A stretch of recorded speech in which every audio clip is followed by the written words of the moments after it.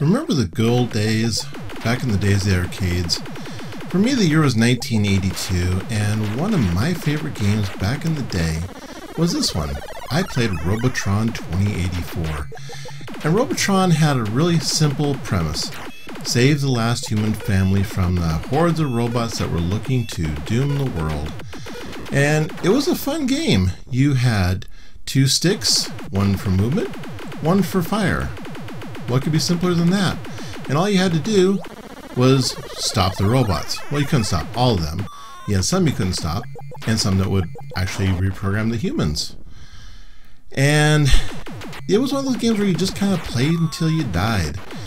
And the difficulty got harder and harder. There was no continues, there was no game save. You just kept on going until you pretty much kicked the bucket.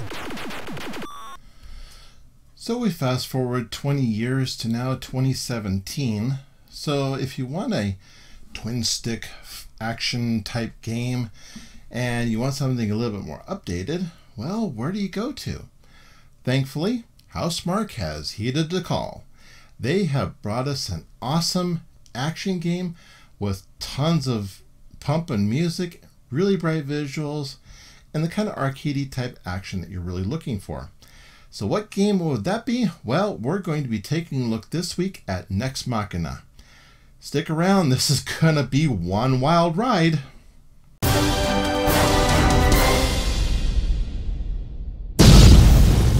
Okay, so what exactly is Nex Machina?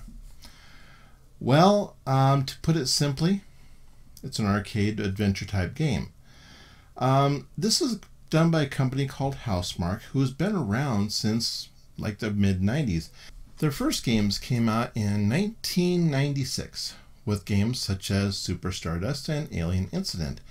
Super Stardust would probably be still relevant to a lot of modern players, as Super Stardust HD has been ported over to the PlayStation 3, and I believe now it's on PlayStation VR with a virtual reality version, which someday I will intend on trying out if I ever get a PSVR, if the prices ever come down. Right now I'm still not really convinced VR is a really huge thing or not, but be that as it may. So what else did Housemarque do before? Well, they also did games like Outland, which I've reviewed before. They've also done the Chronicles of Narnia 3D, and they've also done the Angry Birds trilogy, as well as another shooter that people may know of called Resogun. What's interesting about Nex Machina is this is the game that has been developed and published by Housemarque. Earlier games that they've done before have been published by people such as Game Tech, Activision, Sony Entertainment Interactive, and Ubisoft. This one is completely carried by Housemarque. So I think this is a really good step for these guys as far as getting their name really out into the forefront as being, the force behind it. Now, of course, people know, that they published before, but the brand doesn't look like it's been really front and center until now, which is, I think, is a really good move for these guys. So let's kind of take a look at some of the stuff that it takes to play Nex Machina. Although, granted, don't be too terrified. This thing will not stress your CPU and GPU. So let's take a look and see what the system requirements are to play Nex Machina. Okay, so like I do with the games I have been reviewing lately, I'm going to show you first the page on Steam where I got this from. This game came out a little over a week ago, so I've had some time to play with it and to appreciate it firsthand. This is a game that is basically a twin stick shooter. What does that mean? Well, like with the Robotron clip you saw at the beginning of the video, you have one stick to move and one stick to fire. This game is a lot more fast-paced than Robotron. After all, we're over 2 decades later. So, as far as the system requirements, well, right now, one of the requirements is, of course, how much does this cost? Regular price is like 20 bucks, $19.99. Right now, when I bought it, it was during the sale, so right now it's only Well, actually, no, I think I did buy it when it was regular price. But anyway, right now, if you're watching this video today on June 28th, it is currently on sale till July 5th for only $13.99. What is $13.99 or $19.99? It's really not going to break your bank. So, what are the system requirements? As I've said, this game does not really require anything major at all. It'll run on Windows 7, 8, or 10. It's recommended at least an i5 4690 or an AMD FX 4300. I think most of us have something a little bit newer than that, although people on tight budgets will have older systems, so if you have anything that's at least this or better, you're fine. Memory takes 8 gigs of RAM, needs a graphics card with at least 4 gigs, so they recommend either a GTX 970 or an AMD Radeon R9 390. Now, at the end of June, right now, graphics cards are really stupidly scarce to come across because of the cryptocurrency craze. Cryptocurrency phrase, yeah, it's a thing nowadays. No, the cryptocurrency phrase, there we go, I did it again. Okay, the cryptocurrency craze that's going on with people mining Ethereum, they are scooping up the graphics cards like nobody's business, which makes it really frustrating for the rest of us. But hey, be that as it may, it is what it is. It is a DirectX 11 title. Takes only 1 gig of space. The only thing it says on here is it does not run on Phenom 2 processors. So unfortunately, if you have anything that old, you may be out of luck. We're running this on the rig I built this year. This is 7700K with a GTX 1070. So I really don't think there's going to be any performance issues with this. So without further ado, let's kind of delve into the game itself, run through it, and we're going to show you how it looks. Okay, let's get into this. We're going to take you through basically the first little section of this world, just to kind of show you what to expect when this game first starts out. The numbers that you're seeing up at the upper left-hand corner in purple are the real-time frame rates from MSI Afterburner. Now, this is a free program that you can download from MSI.com directly. I will put a link to it in the video description to download this game, so that way you can test and see how these games run on your particular system. Now, what we have detailed here is we have the results for the GTX 1070. Now, keeping in mind, this is the EVGA GTX 1070 for the Win 2. I originally bought this card on Amazon back in, I want to say February, I believe it was. And at the time, the For the Win 2 was still a fairly new card, so it was about 460 bucks. The price went down for a little while over time because of the 1080 Ti, but thank you, miners, you have caused a shortage the likes of which we haven't seen in a while. And now the prices on GPUs are just stupidly insane, like I've said before. You can hardly find any RX 570s, 580s, GTX 1050 Ti's. Well, you might find some 1050 Ti's, but 1060s and 1070s, it's like the Sahara Desert out there. Those cards just cannot be found anywhere. I went and looked just today just to see if there may be some around. You might find some every once in a while, but if you don't buy them just as soon as you see them, they are gone. So if you happen to find a good deal on Amazon or Newegg and you're at all thinking about getting one, by all means, pick it up and then put it in your system, run it. If you don't like it, wait a while, or you could probably resell for a profit and get something even higher. I've actually been suggested, it's been suggested to me that I should sell my 1070 right now with the cryptocurrency craze. I almost said phrase again. With the cryptocurrency craze going on, and get myself a 1080 Ti. But here's the problem. You don't know what it's going to be like, and I'm putting on my bias hat here just because of my own personal experience. Now, you might have good luck getting a good buyer for your particular card if you happen to sell it. Me, I only have one, so I'm just going to keep it and rock on and just weather the storm.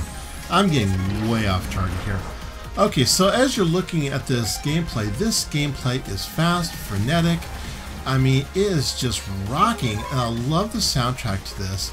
And the reason why I put the Robotron clip at the beginning is because this game reminds me a lot of Robotron in the way that the game controls.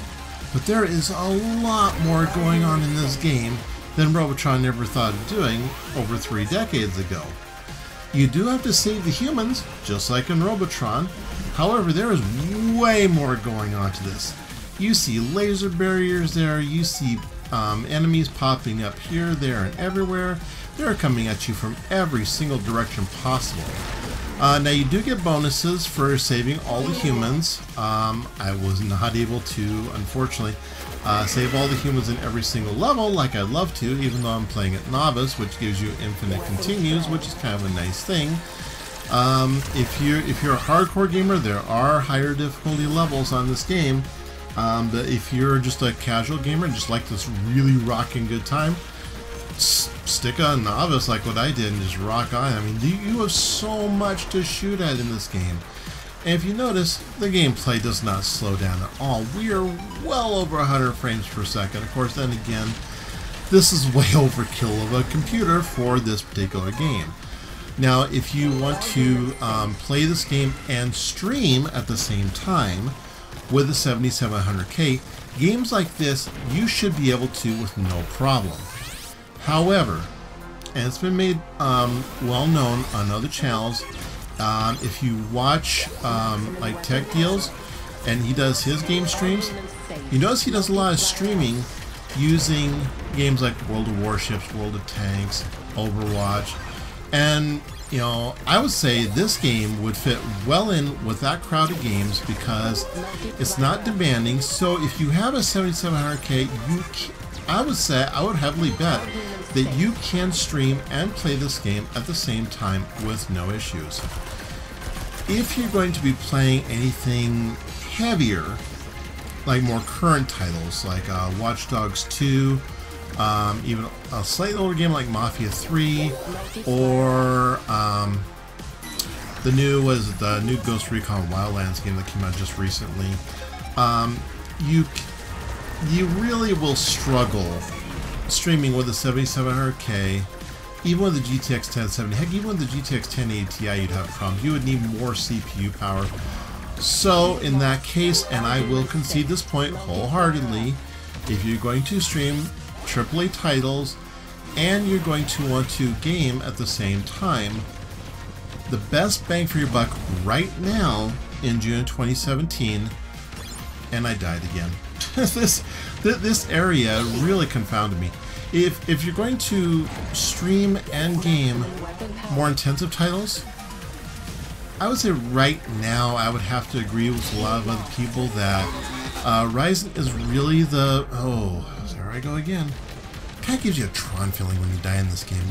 Your light bursts everywhere. It's like your life force is just shining to the world that, hey, I screwed up again. I screwed up a lot in this game. I will fully admit it. But right now, Ryzen is really the way to go. If you're, I would say, either Ryzen 5 1600 or Ryzen 7 1700. If you're gonna go with the 1600, do yourself a favor, get a B350 motherboard.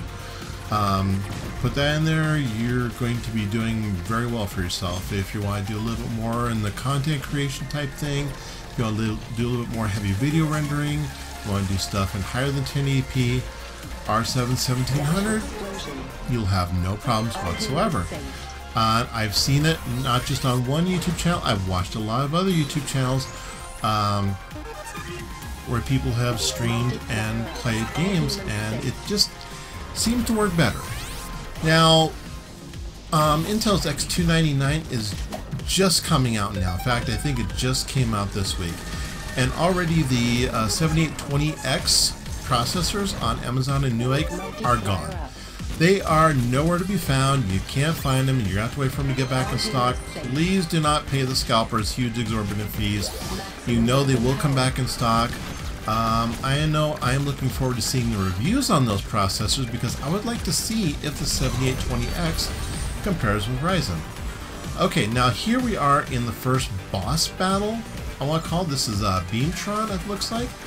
This is where the bullet hell aspect of this game comes in. It doesn't look like much right now, but wait a second here. Just wait till he goes into his second form. And here we go. Yep. Here come the skulls and the lasers. And yeah. If you like bullet hell games, this is right up your alley. Housemarque did a great job with the previous game, Outland. Also, it has bullet hell aspects in it too. I don't know what it is exactly about bullet hell mechanics that really draw in game players. They are just insanely hard to do. Now, granted, this is the first, boss guy in the entire game that I've encountered, and yes, we defeated him. Goodbye. Oh, pretty disco effects. World complete. Yeah. That kind of gives you a whole little warm, fuzzy feeling inside. There are secrets in this game. Like I said, it's one of my first playthroughs. I haven't really discovered a whole lot of stuff in this game as of yet. But as you look there in the scoring totals, there's secret humans, secret exits, and other things you can find in this game. Yeah, look at that. Look at that menu screen. Over 1,000 frames per second on GTX 1070. Okay, yeah, that's just like... okay, yeah. So, if you have anything that's, fairly recent, you're not going to have any problems playing this game at all. It plays smooth, it plays fast, it plays fun. And then we're now into the second world. And you notice the terrain changes, and of course it gets a little bit harder, and the enemies spawn up a little bit more. I have a feeling as you go more and more into this game, they are going to get wicked fast, wicked swarmy. Swarmy? Is that a word? But they're going to swarm all over the place, and yeah. All humans safe. Maximum weapon power. And I cleared another stage. Yay, go me. Multiplier up. I like saving the humans, if at all possible. Oh, here we go. Oh no, oh no. Stay away, stay away. Oh, shield's gone. Are we going to survive this? I don't think I survived this. Nope. I don't survive this. But, there you go. So this is how it ends for me for this particular run.